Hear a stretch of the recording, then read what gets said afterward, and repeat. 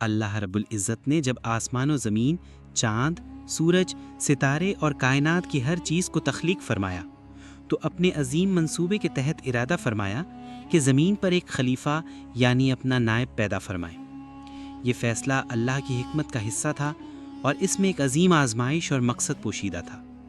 اللہ تعالیٰ نے فرشتوں کے سامنے فرمایا، ترجمہ: میں زمین میں ایک خلیفہ بنانے والا ہوں۔ فرشتوں نے عرض کیا، ترجمہ: کیا آپ ایسے کو زمین میں بنائیں گے جو فساد کرے گا اور خون بہائے گا؟ اللہ تعالیٰ نے فرمایا، یعنی میں وہ جانتا ہوں جو تم نہیں جانتے۔ اللہ تعالیٰ نے حضرت آدم علیہ السلام کو مٹی سے پیدا فرمایا۔ قرآن مجید میں فرمایا گیا، ترجمہ: اللہ نے آدم کو مٹی سے پیدا فرمایا، پھر اللہ نے اس مٹی میں روح پھونکی اور حضرت آدم علیہ السلام کو زندگی عطا فرمائی۔ وہ پہلے انسان اور پہلے نبی تھے۔ اللہ تعالیٰ نے حضرت آدم علیہ السلام کو تمام اشیاء کے نام سکھائے اور ان کے علم کو فرشتوں پر ظاہر فرمایا۔ پھر اللہ نے فرشتوں کو حکم دیا کہ وہ آدم کو سجدہ کریں۔ ترجمہ: سب فرشتوں نے سجدہ کیا سوائے ابلیس کے۔ ابلیس جو کہ جنات میں سے تھا، اس نے تکبر کیا اور کہا، ترجمہ: میں اس سے بہتر ہوں، مجھے آگ سے پیدا کیا گیا ہے اور اسے مٹی سے۔ اللہ تعالیٰ نے ابلیس کو اپنی بارگاہ سے نکال دیا اور اس پر لعنت فرمائی۔ ابلیس نے اللہ سے مہلت مانگی کہ قیامت تک اسے موقع دیا جائے تاکہ وہ آدم کی نسل کو بہکاتا رہے۔ اللہ تعالیٰ نے فرمایا، میرے جو بندے مخلص ہوں گے ان پر تیرا کوئی زور نہیں چلے گا۔ جب حضرت آدم علیہ السلام کو اللہ تعالیٰ نے تخلیق فرما کر علم عطا کیا اور فرشتوں سے ان کے لیے سجدہ کروایا تو انہیں جنت میں داخل کیا گیا۔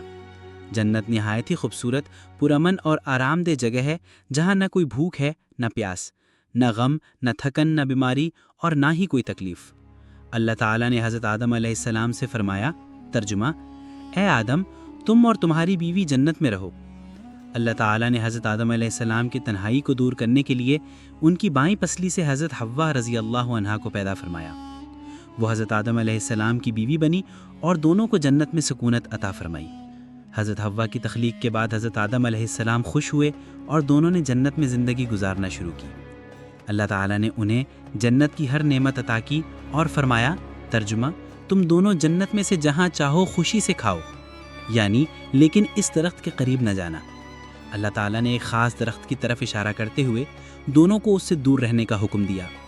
ابلیس جو کہ اللہ کی لعنت کا شکار ہو چکا ہے، اس نے حضرت آدم علیہ السلام اور حضرت حوا کو جنت سے نکالنے کی کوشش کی۔ اس نے مختلف طریقوں سے وسوسے ڈالنے شروع کیے۔ وہ کہتا، ترجمہ: کیا میں تمہیں ہمیشگی کے درخت اور ایسی بادشاہت کی طرف نہ لے چلوں جو کبھی ختم نہ ہو؟ ابلیس نے بار بار وسوسے دیے اور آخر کار حضرت آدم علیہ السلام اور حضرت حوا دونوں اس درخت کے قریب چلے گئے اور اس کا پھل کھا لیا جو کہ اللہ تعالیٰ کی نافرمانی تھی۔ جب حضرت آدم علیہ السلام اور حضرت حوا نے وہ پھل کھا لیا تو ان پر ان کی ستر پوشی ظاہر ہو گئی اور وہ جنت کے درختوں کے پتوں سے اپنے جسم ڈھانپنے لگے۔ ان کے اندر شرمندگی اور ندامت آ گئی۔ اللہ تعالیٰ نے فرمایا، ترجمہ: کیا میں نے تم دونوں کو اس درخت سے منع نہیں کیا تھا؟ حضرت آدم علیہ السلام اور حضرت حوا نے اپنے گناہ کا اعتراف کیا اور عاجزی سے دعا مانگی۔ ترجمہ: اے ہمارے رب، ہم نے اپنی جانوں پر ظلم کیا، اگر تو نے ہمیں نہ بخشا اور رحم نہ کیا تو ہم نقصان اٹھانے والوں میں ہو جائیں گے۔